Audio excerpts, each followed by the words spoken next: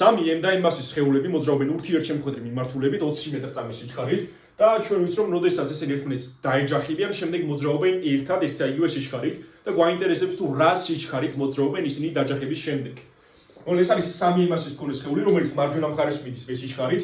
ეს არის m მასის მქონე სხეული, რომელიც მარცხენა მხარეს მოდის ვესიჩქარით და დაჯახების შემდეგ ისინი მიდიან მარჯვენა მხარეს, რაღაც დიდი ვესიჩქარით და ჩვენ უნდა ვიპოვოთ თუ რა იქნება ეს დიდი ვესიჩქარე თუ ორივე სხეული ამ სიჩქარით მოძრაობს. ჩვენ ვიცით, რომ აი ამ სისტემას თუ განვიხილავთ, მასზე გარე ძალები არ მოქმედებს. უბრალოდ მხოლოდ მოქმედებს mg და n, რაც ერთმანეთს აბათილებენ, ანუ სხვა გარე ძალები არ მოქმედებს, რაც იმას ნიშნავს, რომ უნდა შეინახოს იმპულსი. იმპულსი არის ვექტორული სიდიდე, რომელიც დაბალ სიჩქარეებზე გამოითვლება როგორც მასა გამრავლებული სიჩქარეზე. საერთოდ არის სიჩქარის მიმართულება, იქით იქნება იმპულსის მიმართულება mv.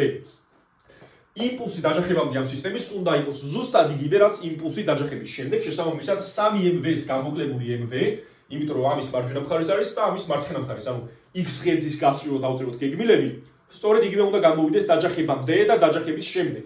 3mv-ს გამოკლებული mv უნდა იყოს საბოლოო იმპულსი იქნება 4m გამრავლებული დიდ v-ზე, რადგან ისინი ერთად მოძრაობენ x ღერძის მიმართულებით. 3mv-ს გამოკლებული mv იქნება 2mv და ეს უნდა იყოს 4m გამრავლებული დიდ v-ზე, სადაც ეს დიდი v არის ახალი სიჩქარე, დაჯახების შემდეგ რა სიჩქარეც ექნებათ.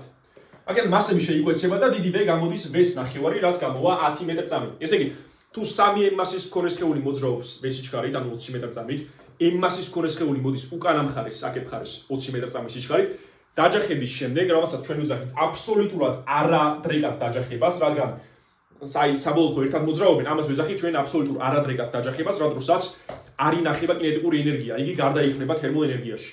დრეკადი დაჯახების დროს კინეტიკური ენერგია ინახება და იმპულსიც ინახება. და აქ მხოლოდ იმპულსი ინახება და არ ინახება კინეტიკური ენერგია.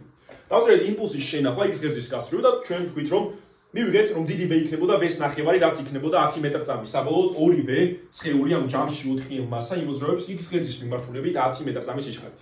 თუ გსურთ ფიზიკის სახელმძღვანელო, რომელიც არის მერვე კლასის მასალაზე და რომ მოიცავს თეორიებს, ამოცანებს, ამოცანების ამოხსნებს, უნდა მომწეროთ პირადში და მე მას თქვენთან სახლში გამოვაგზავნოთ.